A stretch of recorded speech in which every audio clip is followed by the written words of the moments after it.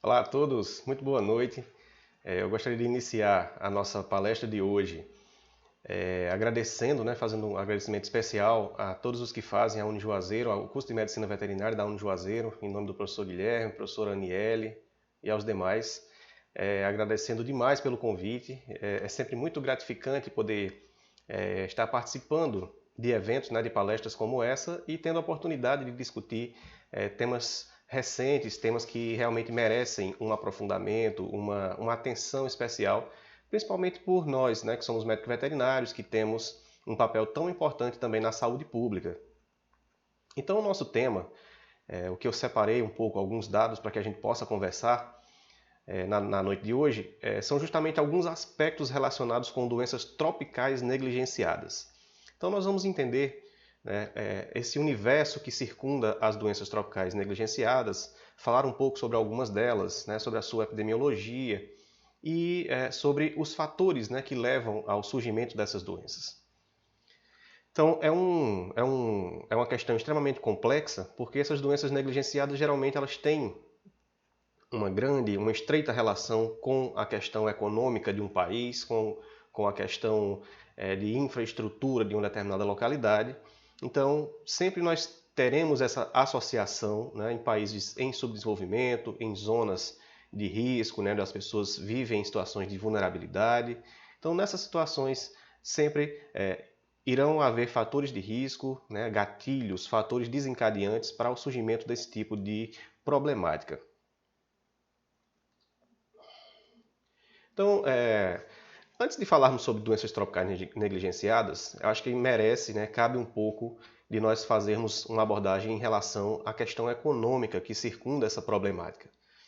Então, nós sabemos que na América Latina, na Ásia e principalmente na África subsaariana, todos aqueles países que estão abaixo do deserto do Saara, a população, grande parte das pessoas vivem, cerca de 1,2 bilhões de pessoas vivem numa pobreza absoluta, ou seja, nas condições mais degradantes de vida.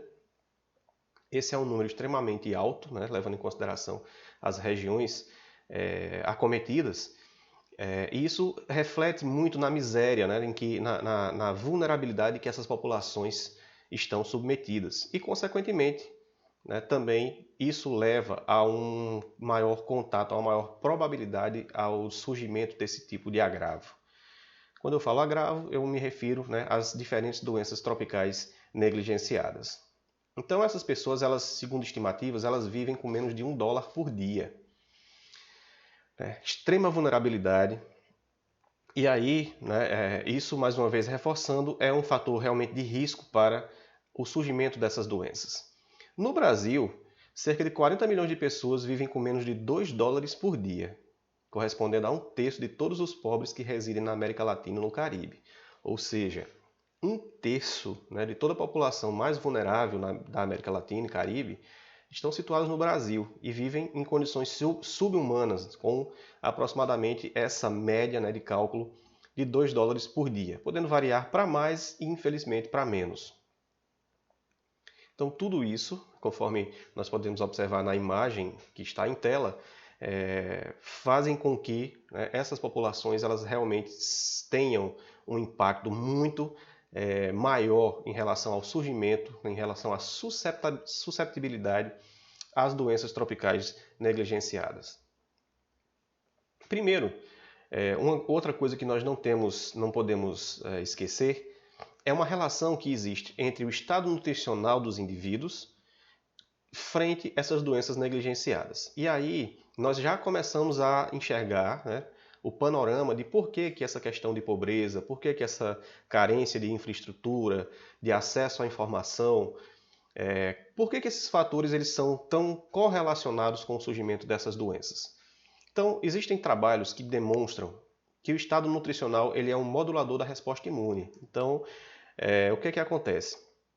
Se aquele indivíduo, se aquelas pessoas, elas têm um estado nutricional adequado, recebem alimentação adequada, nutrem-se adequadamente, com certeza o seu sistema imunológico ele será capaz de debelar grande parte das infecções que esse susceptível possa entrar em contato. Por sua vez, Pessoas em subnutrição, com certeza, também terão um sistema imunológico deficitário. Então, essa imunossupressão, causada pelo estado nutricional negativo, vai, mais uma vez, também fazer com que as pessoas, que esse público, que essas populações, sejam mais predispostas a esse tipo de enfermidade. É importante, né, a questão do estado nutricional é muito importante na determinação do risco e também no prognóstico dessas doenças, porque, né, esse status ele vai dizer muito a respeito de como esse paciente irá enfrentar essa infecção e perpassar por essa infecção ou não. Existem outros trabalhos que também demonstram a ação direta do zinco em relação à modulação do sistema imunológico. Então, o zinco é um elemento essencial, né? E que muitas vezes em determinadas pessoas em que essas pessoas apresentem baixos índices de zinco, que com certeza estão associados com subnutrição, mais uma vez, né, nós entramos nesse mesmo ciclo de déficit imunitário, né, déficit imunológico do sistema imunológico e predisposição à doença. Então, isso influencia diretamente a susceptibilidade a algumas infecções. E também a infecção influencia diretamente no status imunológico, né, e também no estado nutricional. Vamos entender um pouco desse universo. Então, essa imagem, esse gráfico desse slide, ele mostra como é que acontece essa relação cíclica entre o estado nutricional e, consequentemente, ao surgimento de doenças negligenciadas. Então, veja, uma população que tem um estado nutricional ruim, né, pior estado nutricional, esse estado nutricional, como nós acabamos de ver, ele vai contribuir para a evolução de determinadas infecções, para a instalação e evolução de determinadas infecções. Consequentemente, uma vez instalada a infecção naquele hospedeiro, né, naquele ser humano, serão desencadeados fatores que vão fazer com que ele também tenha uma piora no quadro, no estado nutricional. Então, muitas vezes essa pessoa vai deixar de se alimentar, vai ter falta de apetite. Quando você observa a coisa mais numa visão macro, né, você vai ver que muitas famílias, né, que estão acometidas por essas infecções, elas vão ter que se afastar das suas atividades laborais. Consequentemente, a renda daquela família, em alguns casos, pode ficar comprometida por causa desse afastamento, fazendo com que eles tenham uma queda no acesso de alimento. Consequentemente, o estado nutricional vai ser também jogado para baixo, entrando, né, nesse ciclo, entrando nessa roda, e mais uma vez o estado nutricional deficiente, né, por causa também da infecção que já se instalou, vai contribuir para que esse problema se agrave ainda mais e isso entre em um ciclo sem fim. Então, especialistas dizem, né, é crucial tanto para a compreensão da dinâmica populacional das infecções, quanto para o estabelecimento de estratégias de controle dessas doenças. Então é preciso que as autoridades de saúde, que os profissionais, inclusive médicos veterinários que trabalham com saúde única, com saúde pública, estejam atentos a isso, né, nas comunidades assistidas.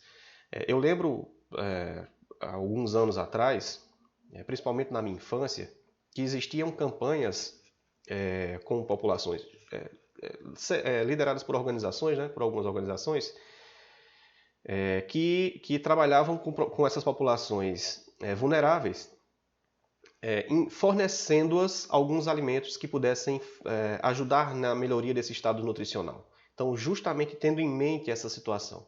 Então, quem é mais antigo aqui, né, certamente vai se lembrar de um produto que eles chamavam de multimistura, que geralmente era fornecido, né, aos agentes comunitários de saúde, que visitavam as residências, distribuíam esse alimento, que é um resultado de uma mistura de várias sementes, ricas em nutrientes e energia.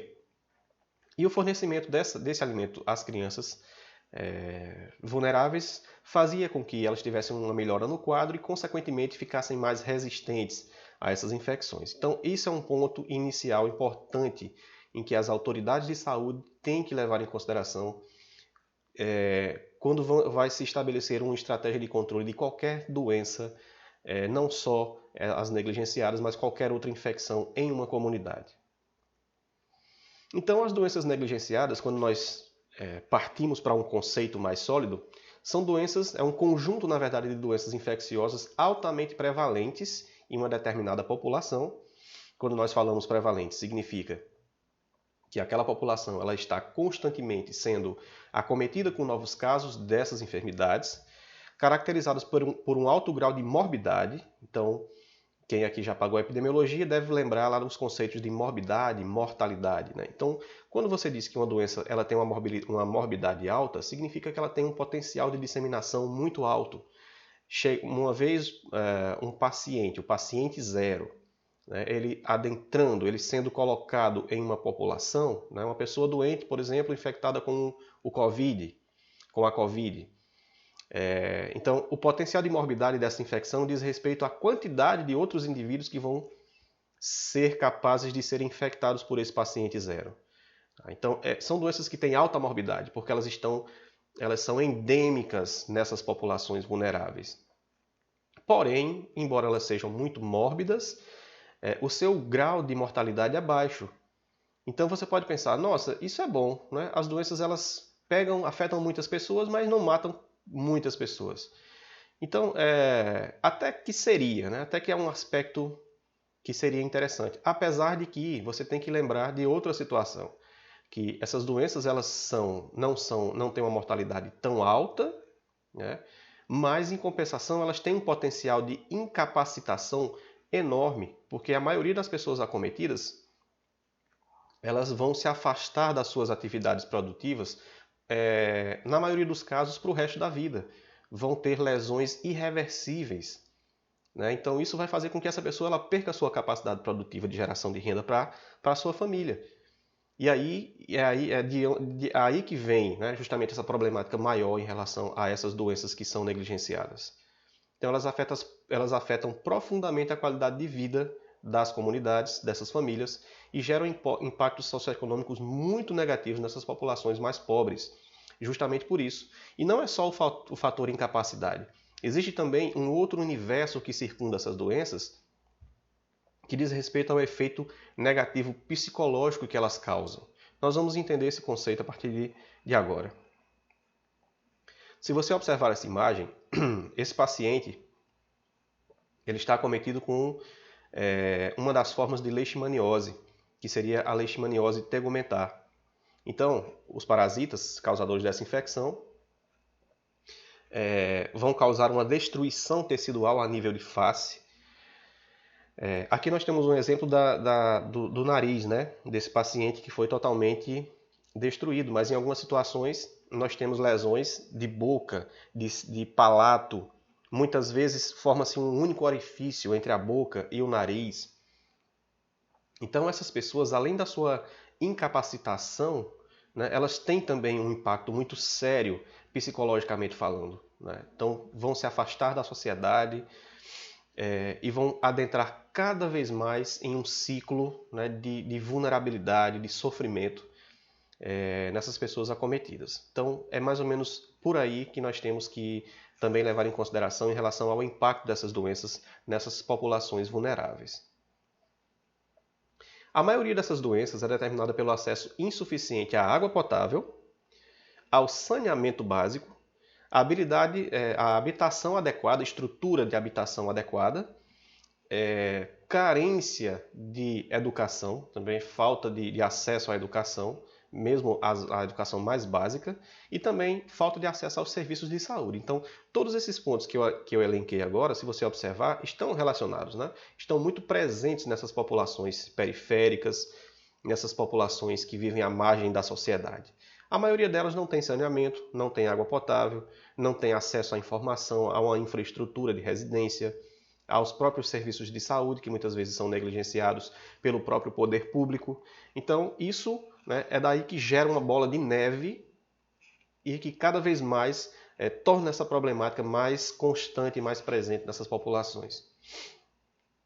Então, como eu falava anteriormente, né, essas doenças elas causam geralmente sinais, transtornos crônicos, são doenças crônicas em que o indivíduo ele carrega essas infecções por resto de sua vida.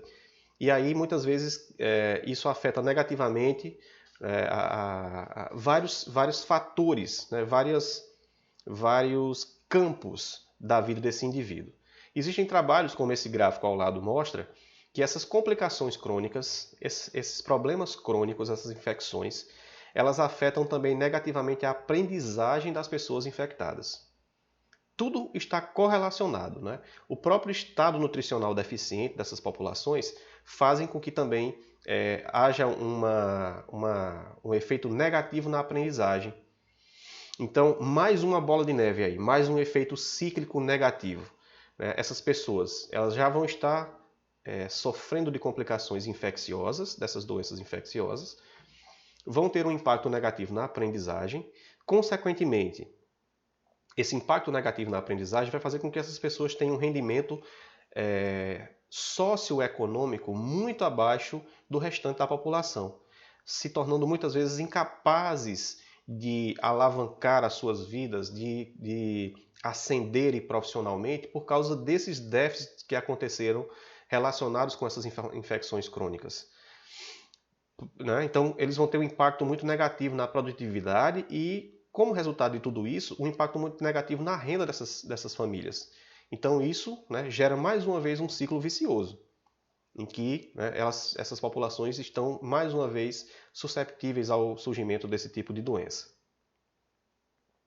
Nós podemos ver mais uma vez numa imagem muito clara e muito real e muito presente no nosso país, em outros países também da América Latina, em outros países asiáticos, principalmente africanos, em que as pessoas elas têm no quintal de casa, né, esses verdadeiros esgotos a céu abertos, ou seja, né, uma falta total de estrutura básica de vida.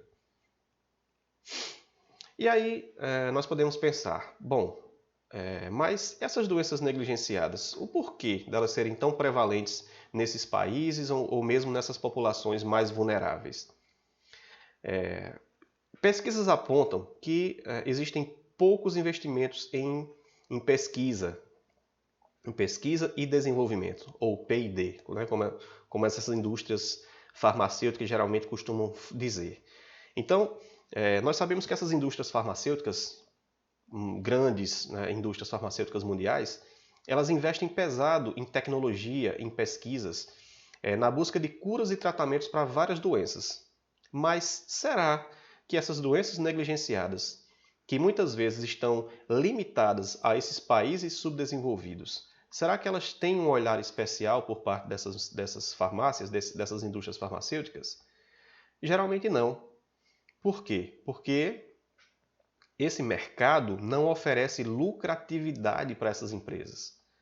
Tá? Então, no lugar de eles estarem na busca de uma nova medicação que combata leishmanioses, doença de Chagas ou outra enfermidade como essa, eles estão preocupados em desenvolver tecnologia, pesquisas, tratamentos para doenças que estão presentes apenas em países de primeiro mundo, em sua maioria, né? Ou que afetam também países de primeiro mundo, porque os grandes consumidores, né, que são esses países, vão investir pesado na compra dessa tecnologia, enquanto que os países subdesenvolvidos, né, não têm o mesmo nível de competitividade, de compra desses produtos. Então, a renda, né, essas empresas estão preocupadas com lucro no frigir dos ovos, né? Infelizmente é assim que a coisa funciona. Então, essas doenças elas não são exclusivas de países subdesenvolvidos, mas a maior parte delas acontecem, em sua grande maioria, nesses países subdesenvolvidos, né? Então, as indústrias farmacêuticas não têm interesse nesse mercado consumidor. E aí, né, mais uma vez, isso vem a agravar ainda mais o quadro. Eu me lembro que quando eu estava na graduação, eu ficava sempre me perguntando assim, eu fiz certa vez um curso, um treinamento em leishmaniose, e o instrutor, meu professor na época, ele me explicava o motivo do porquê de não se utilizar a medicação de cães, de seres humanos em cães. Eu lembro que na época ele apontava 5 drogas que eram indicadas para o tratamento de leishmaniose em seres humanos. E que isso, a legislação proibia a utilização em cães.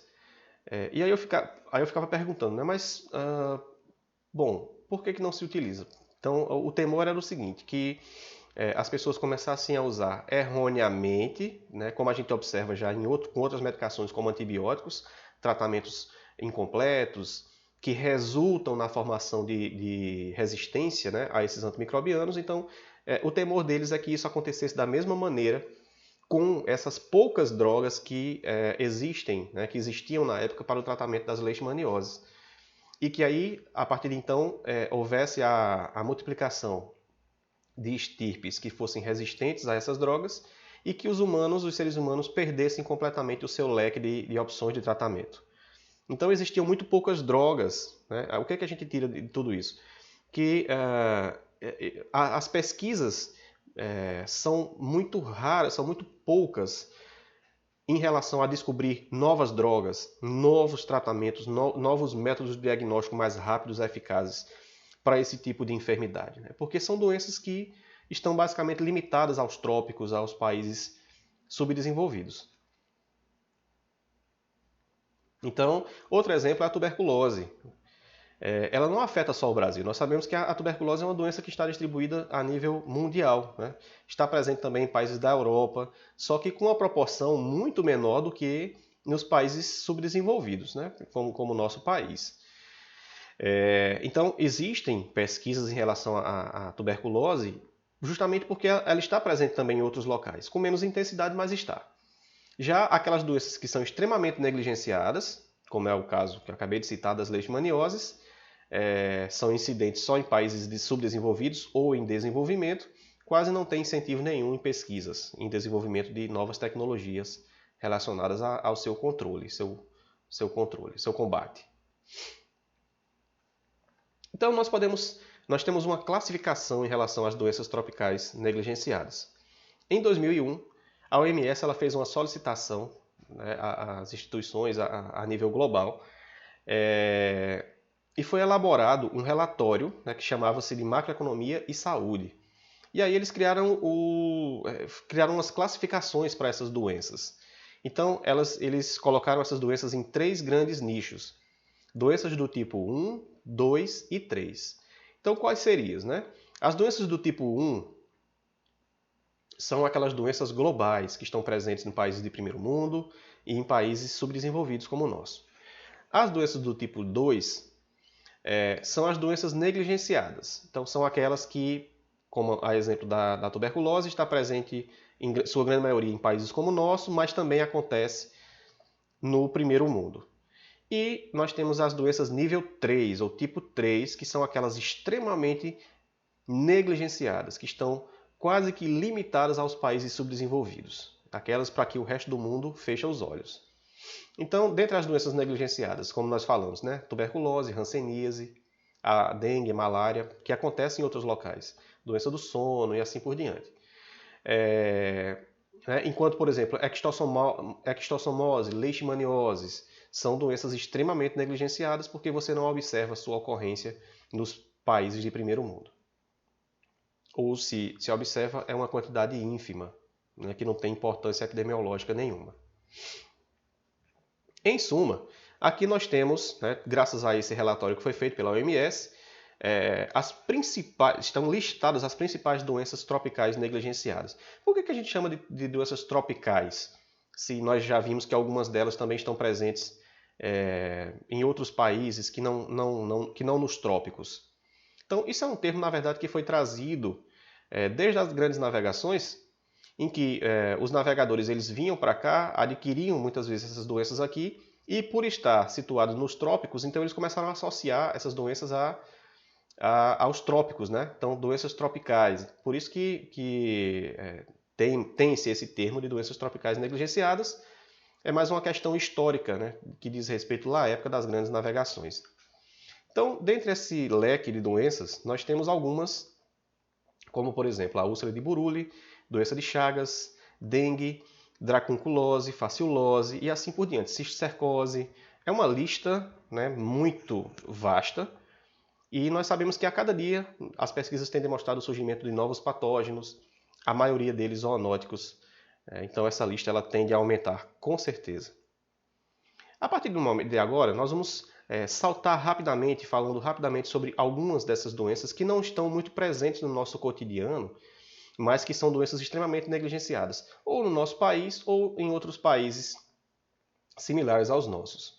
A primeira delas é a úlcera de Buruli. Então, essa doença negligenciada ela é causada por uma micobactéria, muito similar, muito próximo às micobactérias causadoras da hanseníase, da tuberculose. É o Mycobacterium ulcerans. Então, o seu nome ele já diz muito a respeito da infecção, da forma, da manifestação clínica dessa infecção. É a terceira micobacteriose em prevalência após a hanseníase e a tuberculose. Então, se você for fazer uma escala mundial de ocorrência, né, ela vem em terceiro lugar. E veja como é interessante esse fato da negligência em relação a ela. Porque você escuta falar em hanseníase e tuberculose no mundo inteiro. Mas eu tenho certeza que muitos de vocês talvez nunca tenham ouvido falar em úlcera de Buruli. Né, justamente por causa desse aspecto de esquecimento, de negligência mesmo, das instituições de saúde em relação a ela. Então, esse Mycobacterium ulcerans ele é capaz de produzir uma micolactona, né, uma substância, uma toxina, que é macrolídea e é imunomoduladora. Então, ela vai causar um efeito exacerbado no sistema imunológico do hospedeiro. E o resultado dessa guerra entre as micobactérias que invadiram, né, o tecido e o sistema imunológico do hospedeiro é uma vasta extensão de necrose tecidual, de destruição tecidual. E isso vai se repercutir no surgimento de lesões nessas pessoas infectadas. Então, formam-se úlceras a partir desse tecido necrosado, né, que pode atingir os membros, geralmente onde há a penetração do patógeno. Né? Então, pernas geralmente são acometidos também, e braços. Podem surgir uma única úlcera ou várias úlceras disseminadas pelo organismo. Né? Geralmente, o tamanho, né, a quantidade de úlceras diz respeito à demora que essa pessoa tem em procurar o serviço de saúde. E aí, se esses pacientes não forem tratados muito rapidamente, essas úlceras, essa necrose, ela acaba se estendendo, né? Essa multiplicação bacteriana e a guerra com o sistema imunológico acaba causando lesões em áreas muito extensas do organismo dessa pessoa. Isso não é difícil de ocorrer, porque, como nós vimos, aquela situação daquele paciente com o seu nariz corroído pela leishmaniose lá atrás. Então, as pessoas aqui elas tendem, até por uma questão de limitação no conhecimento, elas tendem a não procurarem um serviço de saúde, por vergonha, por coisa dessa natureza. Então, o problema se agrava. Então, aqui nós temos, nessas imagens, né, a primeira lesão que seria esses nódulos que começam a aparecer, que vem depois a ulcerar, e a úlcera vai aumentando de tamanho, podendo chegar, né, a essa situação em que nós vemos nessa imagem. Aquela primeira criança na parte de cima com uma destruição, uma necrose tecidual quase que no braço inteiro, e aqui já esse tecido, né, você consegue observar a musculatura, o tecido subcutâneo desse paciente já com um grau de disseminação muito extenso, né, do membro causado pelo patógeno. A segunda infecção, também não muito conhecida, é a chamada dracunculose, ou doença do verme da Guiné, também conhecida como filaríase de Medina. Então, é uma parasitose que é invalidante, ela também tem esse potencial de causar danos irreversíveis nos pacientes. E aí ela é causada pela saída do parasita, do Dracunculus medinensis, né? É um verme filiforme, então ele tem grande tamanho, pode chegar a 1 metro. Né? E aí, uma parte do ciclo de desenvolvimento desse parasita, em determinado momento, ele deixa o organismo do hospedeiro e através dessas fístulas que se formam, acontecem lesões muito extensas, podendo haver complicações e, inclusive, o surgimento de danos irreversíveis nos órgãos, geralmente nas pernas e nos braços das pessoas acometidas. A doença é transmitida através da ingestão de água contaminada. Então, mais uma vez, a gente retorna àquela situação inicial de limitação, né, em água potável, em distância do esgoto. Né? Então, água contaminada vai fazer com que as pessoas ingiram, né, o parasita que vai se desenvolvendo, vai evoluindo nas suas fases, algumas delas dentro do hospedeiro humano, e em determinado momento deixam esse organismo causando as lesões. é uma doença para a qual não existe ainda um medicamento ou uma vacina. Por quê? Porque não existe pesquisa em relação a isso, não existe interesse, como nós já vimos, né? Geralmente associado com pessoas que vivem na zona rural, porque estão diretamente mais em contato com esses reservatórios de água contaminada e, consequentemente, com mais proximidade ao parasita. Populações agrícolas, né, como a gente já viu, e essas pessoas elas sofrem da mesma situação. As lesões causadas por essa infecção vão causar uma debilidade, vão causar um afastamento da sua rotina de trabalho e essa família geralmente ela sofre com essa carência financeira em decorrência dessa infecção. Então aqui nós temos algumas imagens, né, imagens fortes, mostrando o momento, inclusive, da saída do parasita, através da perna, né, do pé, causando lesões muito extensas, como nessa primeira imagem aí. Isso pode haver outras complicações, como infecções secundárias, como lesões de tendão, que podem dificultar a movimentação, no caso das mãos, quando acontece, né? A própria capacidade de apreensão com as mãos desses indivíduos. Então, é daí que surgem os maiores transtornos causados por essa infecção.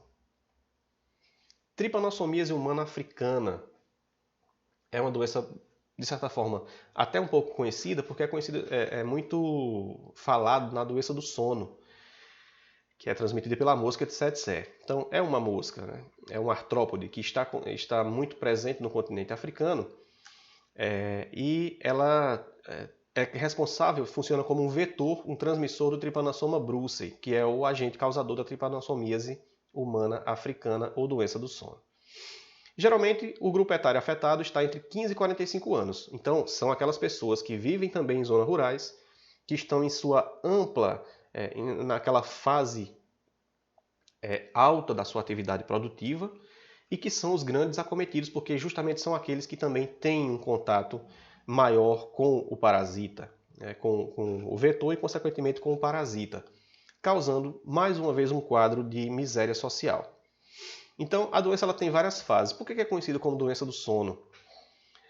Primeiro, as pessoas infectadas elas passam um período inicial assintomático, que pode durar semanas, em alguns casos podem durar meses, em que você só tem sintomas muito brandos, assim, muito sistêmicos mais leves. Uma fadiga, dor no corpo, né, dores musculares, no máximo ali uma hipertrofia de linfonodo, mas isso nós sabemos que acontece na maioria das outras infecções. Então, essa fase inicial muitas vezes pode passar despercebida.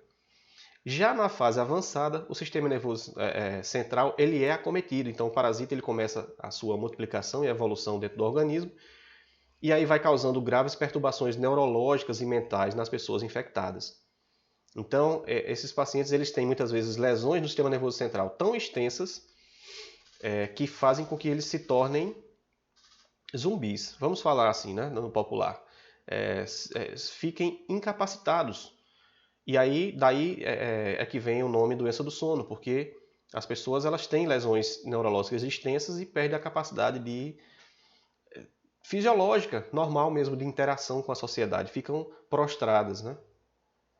Aqui nós temos um exemplo de como ocorreria o ciclo, uma figura muito interessante de vários pacientes, né? Vejam que todos estão acamados, e aqui seria uma representação da mosca, que é a grande transmissora do tripanossoma. A próxima doença é a filariose linfática. Então é uma doença também parasitária. Se a gente observar, a maioria das doenças que estamos falando hoje são todas parasitárias, né? De certa forma, quando você pensa em parasitologia, nós sabemos que não existem, apesar da grande complexidade do assunto, mas esse combate ele seria muito facilitado se houvessem políticas públicas, né? Porque são medicações fáceis de administração, dosagens que seriam fáceis de administração. Mas a gente sabe que, apesar disso, elas são muito presentes nessas comunidades. Então, a filariose linfática é uma das maiores causas de incapacidade permanente ao longo prazo. Eu tenho certeza que alguns de vocês aqui já tiveram contato em algum momento já conseguiram visualizar ou conhecem alguém que é acometido de filariose linfática. Vocês vão entender daqui a pouco, quando virem a imagem. Então, são vários nematóides que causam essa infecção, como a Escherichia bancroft, a Brugia malai e a Brugia timori. Então, eles também são carreados através de um vetor, de um pernilongo, né, o Culex, e ele transmite, então, esses nematóides para o organismo do hospedeiro. Então, as larvas, né, elas são depositadas nesse hospedeiro, e aí, após a penetração, elas vão migrando para os linfonodos, né, através das vias linfáticas, e vão os seus ciclos de desenvolvimento acontecem dentro desse hospedeiro humano, né, vão se tornando adultos. E aí, essa grande multiplicação desse parasita, né, as microfilárias, elas acabam também chegando na corrente sanguínea, além das vias linfáticas, a partir desse momento, né, quando existe uma parasitemia, né, quando o parasita está circulante nas vias linfáticas e sanguíneas, esse indivíduo ele se torna uma fonte de infecção, então um outro artrópode que venha fazer o seu reparto sanguíneo poderá se alimentar do sangue junto com essas microfilárias e passar essa infecção adiante, dando início a um novo ciclo de transmissão. Então, no caso das pessoas infectadas, o sinal clínico mais importante é esse que nós vemos nessa imagem. Essa grande carga parasitária, né, as microfilárias, elas acabam por obstruir as vias linfáticas dos membros, principalmente dos pés, das pernas dessas pessoas que estão infectadas. Então, o retorno linfático fisiológico que deveria acontecer não ocorre. Então, a linfa ela começa a se depositar nas extremidades desses membros porque os vasos linfáticos, as vias linfáticas estão obstruídas, dando esse aspecto de pata de elefante. É por isso que, em alguns casos, né, essas pessoas, essa doença recebe o nome de elefantíase, justamente por causa desse aspecto de pata de elefante que ocorre nos pacientes infectados. Então, é uma doença muito comum, inclusive na nossa região. A oncocercose é mais uma doença negligenciada, também parasitária de evolução crônica, muito endêmica na África, Península Arábica e também nas Américas. Então, está presente também nas Américas. E olha só, 17 milhões de pessoas estima-se que estejam afetadas.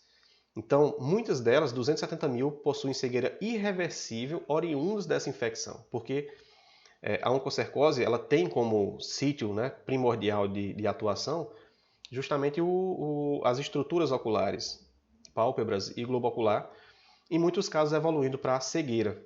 Então é conhecido como cegueira dos rios ou mal do garimpeiro, também por causa desse contato que essas comunidades, que essas populações têm com o agente causador. Então é a Onchocerca volvulus, também, né, um parasita, que vai causar essas lesões tanto a nível de pele como também a nível de olho. Nós podemos, se vocês observarem bem essa imagem, né, dentro da íris desse paciente, você consegue ver a estrutura parasitária, o parasita dentro da íris, e a partir daí as lesões elas vão sendo muito extensas. O processo inflamatório também é muito extenso a nível de globo ocular, causando lesões que com certeza vai levar à cegueira irreversível, além de outros problemas. Então, nódulos subcutâneos podem surgir sobre superfícies ósseas, então também dificultando, afetando a mobilidade dessas pessoas. Nódulos em várias regiões do corpo que também podem ter complicações secundárias. Então, a doença também é uma doença importante e debilitante. Os nódulos são indolores e móveis, e neles se alojam os vermes adultos. Então, em cada nódulo desse que surge, como nessa imagem, esses nódulos são ricos em microfilárias. Essa pele ela vai se desintegrando, né? vai havendo uma fistulação, um rompimento dessas vesículas, e aí, por sua vez, essas microfilárias são liberadas no meio ambiente, né? E podem também chegarem até um novo hospedeiro. Essa doença ela é muito conhecida, talvez pela maioria aqui, que é a quistossomose. Então, a quistossomose ainda está muito presente no nosso país, principalmente na região Nordeste, né? Nós temos regiões em que a doença ainda causa muitos transtornos, e é uma infecção causada por 3 espécies de quistossoma. Quistossoma hematóbio, quistossoma japônico e o mais conhecido deles, né? O quistossoma mansoni. E aí nós sempre associamos essa doença como a doença do caramujo, porque esses parasitas eles têm nessa espécie de caramujos parte do desenvolvimento do seu ciclo, né, do seu ciclo de desenvolvimento acontece nesses caramujos. E aí eles fazem parte do ciclo epidemiológico de transmissão dessa doença. O caramujo é um hospedeiro intermediário. Também é conhecido como barriga d'água porque as lesões causadas pelo xistosoma, dependendo do xistosoma em questão, né, cada um vai causar um tipo de lesão, elas causam hipertrofia e também acúmulo de líquido na cavidade abdominal e hipertrofia de fígado, de baço, fazendo com que os indivíduos infectados tenham esse aumento de volume na cavidade abdominal, simulando, né, a chamada barriga d'água.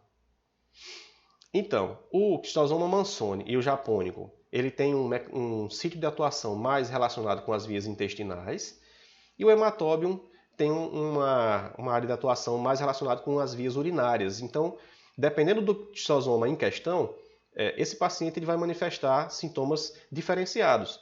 Então, no aparelho gastrointestinal, né, vai ter problemas hepáticos, como a gente falou, hipertensão portal, hipertrofia hepática. No caso do aparelho, das lesões do aparelho urinário, causado pelo hematóbium, você vai ter muitas vezes obstrução na vesícula, infecções recorrentes, infecções bacterianas secundárias por causa dessas lesões que vão acontecendo inicialmente por causa da infestação parasitária. Tá? E aí podendo levar, essas agressões elas são tão crônicas e são tão contínuas no hospedeiro, no indivíduo, que isso pode levar, essas constantes lesões causadas pela infecção, pode causar câncer de bexiga. Então está muito presente o desenvolvimento de câncer de bexiga em pacientes que também são portadores da ectossomose. Esse mapa, ele, apesar de não ser atualizado, né, ele data de 2015, ele mostra a situação, a distribuição da ectossomose de acordo com a faixa de positividade por município. Então, se vocês observarem, grande parte da doença está presente, né, quase que em sua totalidade, com exceção aqui de Minas, né, está limitada à região Nordeste. Então, a gente também, mais uma vez, associa a essas deficiências de infraestrutura, de educação, de saneamento básico e assim por diante, como exemplo das outras doenças que nós temos visto até agora. Aqui nós temos rapidamente como acontece o ciclo. Então, o parasita ele deixa o hospedeiro, né, acaba através dos reservatórios de água, né, rios, barreiros, riachos, chegando até o caramujo, que dentro do caramujo esses parasitas vão completar a sua fase de desenvolvimento, deixando o caramujo e nesse momento eles acabam encontrando outros susceptíveis, outras pessoas que estão ali também entrando em contato com aquela água contaminada. Então eles vão penetrar através da pele, né, da pele intacta, ou de portas de entrada, de pequenas lesões que aconteçam na pele desses indivíduos, como a gente consegue ver na imagem aqui, né, várias petequias, várias vesículas, que são justamente os locais de penetração do parasita, dando origem a um novo ciclo de desenvolvimento nessa nova pessoa infectada. A boba, apesar do nome ser muito semelhante àquela doença de ave, né, mas não se trata da boba aviária. Essa boba ela é uma infecção negligenciada que acontece em seres humanos, causado por um treponema também. Não é o treponema que causa sífilis, mas por pertencer à mesma família, eles têm mecanismos de ação muito semelhantes. Então, esse é o treponema pallidum pertenui. Ele causa infecções também na pele, nos ossos, assim como a sífilis, né? E nas articulações. Essa bactéria ela vai causar esse tipo de lesão. Também é uma infecção que se comporta de uma maneira muito crônica. Então, os indivíduos eles vão desenvolver esses sinais tempos depois da infecção. Inicialmente vão surgindo nódulos, e aí esses nódulos eles fistulam, como se fala popularmente, né? Acabam quebrando, abrindo, e a partir desses nódulos fistulados se formam úlceras. E essas úlceras causam também uma série de complicações secundárias e incapacidade desses indivíduos. Lesões ósseas também causam extensos danos nesses pacientes, causando incapacidade muitas vezes irreversível, deformações ósseas, deformações e incapacidade de articulação. Então, são problemas muito debilitantes que também vão surgindo nesses pacientes. A pele da palma da mão, ó, do pé também pode tornar-se espesso, mas o mais importante, não só por causa dessa característica debilitante que a doença tem, mas também por esse aspecto físico, né? Essas deformações físicas que esses pacientes desenvolvem, acaba também fazendo com que o quadro seja mais agravado, porque há toda uma questão psicológica também por trás disso. A bulba é transmitida pelo contato direto, não sexual como a sífilis, né, com fluidos de pessoas infectadas, a partir de uma lesão como essa aqui, que fistula. Então você observa que essa transmissão ela é facilitada quando não há uma higiene adequada, né, quando há um contato desprotegido entre uma pessoa infectada e uma pessoa sadia. Então, através desses fluidos, né, crianças que muitas vezes brincam juntas, descalças, correndo juntas nos terrenos, nas ruas. Então, essa transmissão é facilitada dessa maneira. Entre 50 e 60, a OMS quase que erradicou a doença. Mas a exemplo de outras enfermidades que nós temos hoje ressurgindo, né?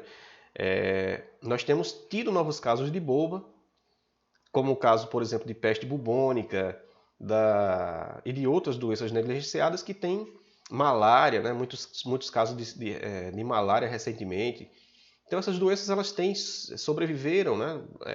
Se reproduzindo muito em escalas muito baixas em determinadas populações, e hoje a gente tem um aumento na quantidade de casos justamente por causa dessa falta de olhar, dessa negligência do poder público em relação a elas. Aqui nós temos uma imagem mais acima, né, mostrando a estrutura do parasita. Ele é um espiroqueta também, muito parecido com um leptospira. E essa senhora acometida, né, com esse aprofundamento facial, essa lesão óssea oriunda da destruição óssea causada pelo parasita. Na imagem mais abaixo nós temos também os membros de um outro paciente, deformados, as articulações comprometidas e esses nódulos ulcerados na pele, causando ainda mais essas complicações e essa debilidade. O tracoma, está acabando, viu gente? O tracoma é uma doença inflamatória ocular, então essa também está limitada ao globo ocular e é causada pela Chlamydia trachomatis. O efeito sucessivo das lesões causadas pela Chlamydia trachomatis pode levar ao desenvolvimento de várias lesões a nível de olho e estruturas do olho, pálpebras principalmente, e em alguns casos o indivíduo pode ter também cegueira e outras complicações. Então, há relatos, né, no Brasil que essa doença foi trazida pelos portugueses no século XVIII, no Nordeste, e aí foi onde começou a surgir os primeiros focos da doença. As populações daqui não tinham proteção, a doença não existia, então a partir desse momento, desse primeiro contato, a doença se espalhou muito facilmente nessas populações. A transmissão se dá pelo contato direto com secreções oculares, ricas, com carga bacteriana infectiva muito presente, né? Secreções nasais, bucais, também fômites de insetos. Então eles podem funcionar como vetores mecânicos, carregando mecanicamente a bactéria, né, de um indivíduo para outro. Então, mais uma vez, presença de insetos, contato direto com secreções sem proteção, isso se reflete muitas vezes em falhas de assistência à saúde, né? Falta de educação, de conhecimento da população em relação a medidas de prevenção. Então, como é que eu posso dizer? A clamídia ela vai causar sucessivas agressões. E aí, várias lesões elas podem surgir relacionadas com essas agressões múltiplas. Como entrópio, a margem da pálpebra volta para dentro do olho. Triquíase, a inversão dos cílios que ficam tocando o globo ocular. Então isso vai causando úlceras de córnea e outras complicações também levando para cegueira. Opacidade de córnea e obstrução do canal lacrimal. Então são das muitas lesões que podem surgir no tracoma. Então esse atrito vai causando úlceras, né, que pode evoluir para cegueira.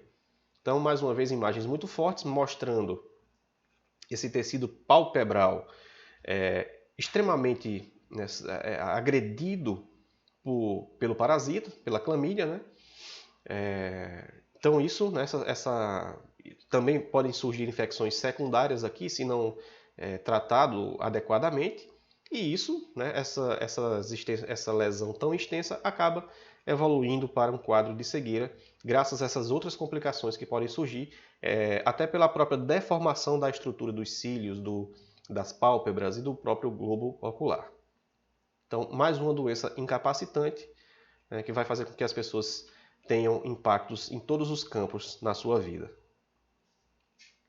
Então, agora que nós comentamos um pouco sobre algumas dessas doenças negligenciadas, pouco conhecidas da maioria das pessoas, nós podemos pensar nos fatores predisponentes, né? Mais uma vez, quais são os fatores? O que é que faz com que hoje em dia ainda exista tanta prevalência, tanta incidência dessas doenças nessas populações?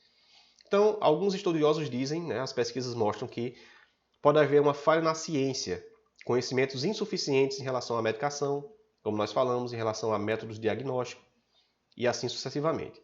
Falhas de mercado.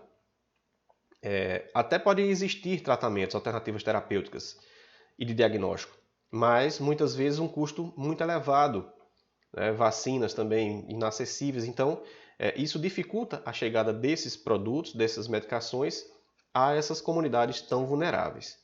E falhas de saúde pública, medicamentos baratos ou mesmo gratuitos que não são utilizados devido ao planejamento deficiente.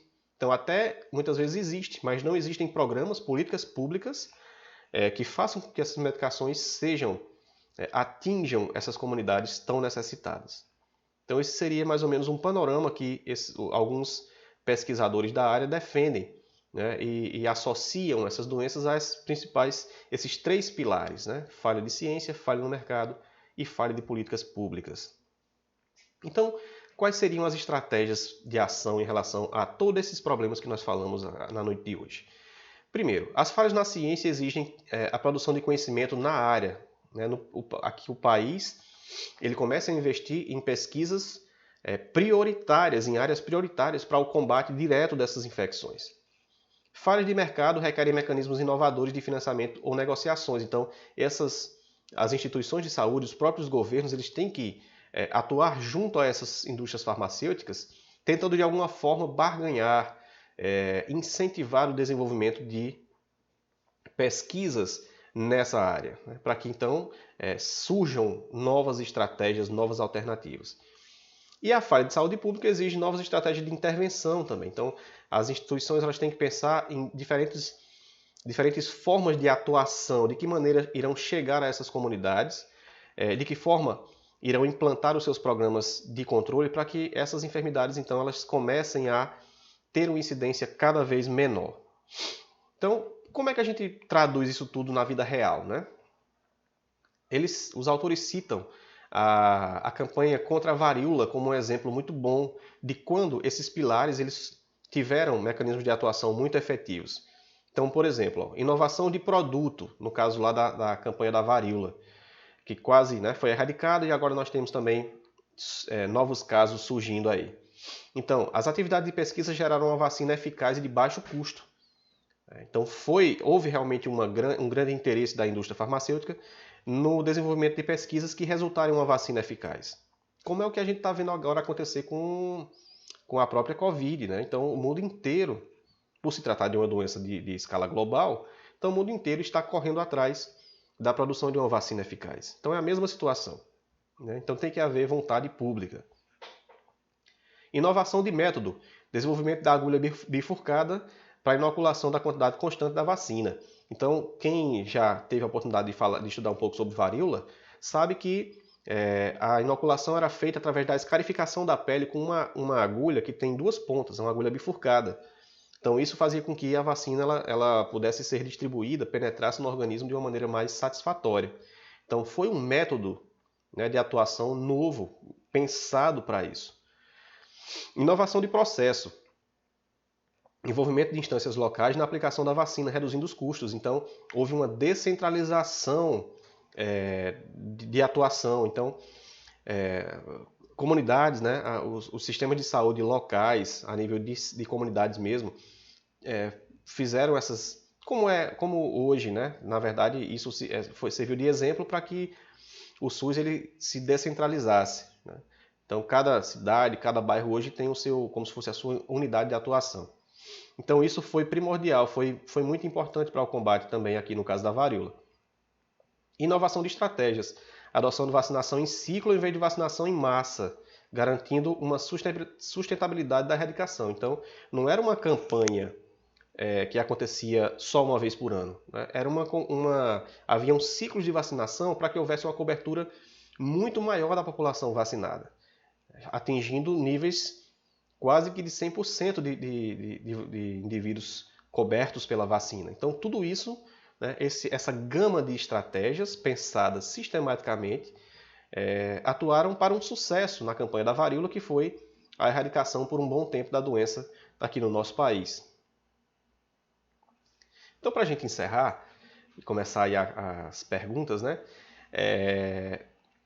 O que a gente tem que levar em mente em relação a essa conversa que nós tivemos? Então, mais do que falar em doenças negligenciadas, deve-se começar a discutir populações negligenciadas, porque nós vimos, ao longo dessa fala, que o problema todo está aí. Né? A base são justamente essas populações negligenciadas, que estão à margem da sociedade. Então é preciso não se pensar apenas somente na doença, mas se pensar nas melhorias de como lidar com essas doenças nessas comunidades. Primeiro, né, melhorando as condições básicas de vida dessas populações. Desenvolvimento de políticas públicas que levem até essas comunidades o acesso adequado de saúde, de educação, de infraestrutura, e dessa forma, né, melhorando como um todo a vida da população, consequentemente, esses fatores de risco vão ficando cada vez menos atuantes. É possível afirmar que no atual estágio em que se encontra a humanidade, a tolerância para essas doenças é uma coisa inaceitável. Então, veja, realmente, nós temos hoje, se a gente parar para pensar isso, nós temos ali determinados problemas, determinadas doenças que são extremamente complexas, mas que, por estarem presentes no primeiro mundo, possuem tratamentos revolucionários, métodos de diagnóstico inovadores, até demais futuristas, né? E quando você observa, quando você volta o seu olhar para esses países, essas populações vulneráveis, você observa doenças muito simples, a maioria delas doenças causadas por reles parasitas, né? Que seriam facilmente combatidos se houvesse realmente vontade. Então isso nos nossos dias atuais é uma coisa, parece dois mundos diferentes, quando na verdade são dois mundos diferentes. E isso é inaceitável, né? Então é preciso que exista uma equidade em relação à assistência de saúde. E é um papel importante também de nós como médicos veterinários termos essa consciência, principalmente aqueles que vão atuar fazendo saúde única. Então, pode-se considerar a pobreza simultaneamente como ponto de partida e o resultado final das doenças negligenciadas. Então, é aquele gráfico que a gente viu lá no começo. A pobreza, a carência, né, de serviços básicos, leva ao surgimento das doenças que, por sua vez, vão impactar diretamente na vida dessas comunidades, dessas famílias, fazendo com que elas retornem, agravem ainda mais o seu quadro de pobreza. Existe a necessidade de novas alternativas terapêuticas, né? Isso é muito claro por parte das indústrias farmacêuticas, que precisam investir em pesquisa e desenvolvimento, que são muito insuficientes ainda nessas áreas. Então, isso, né, tem que haver um investimento maior nesse campo, para que a gente tenha, nas próximas décadas, quem sabe, uma mudança nesse quadro. Vamos pensar positivo, isso é utópico, né?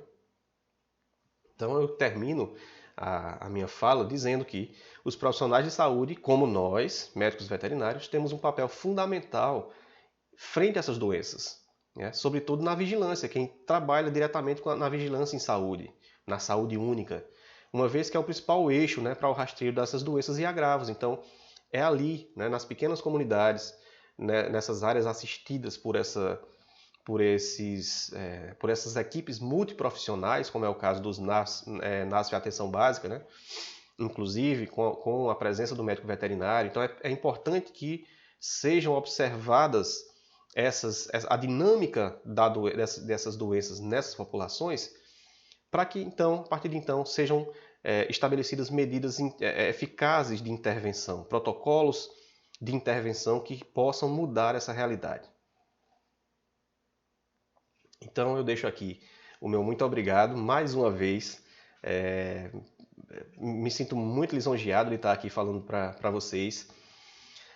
A Unijuazeiro me faz lembrar da cidade, né? Uma cidade que me traz lembranças muito, muito bonitas, né? Infelizmente, com essa pandemia, nós não pudemos ter esse encontro de forma presencial, mas eu deixo aqui o meu abraço a vocês. Eu agradeço demais pela presença, pela paciência que vocês tiveram de assistir aqui até o final.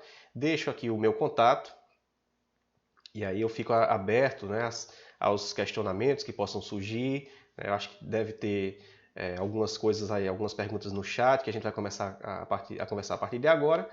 E mais uma vez agradecer, né, a todos que fazem o curso de Medicina Veterinária da Unijuazeiro. Fico sempre à disposição para o que vocês precisarem. Muito obrigado e agora vamos lá, vamos começar a conversar, né? Vamos ver se vão surgindo dúvidas aí.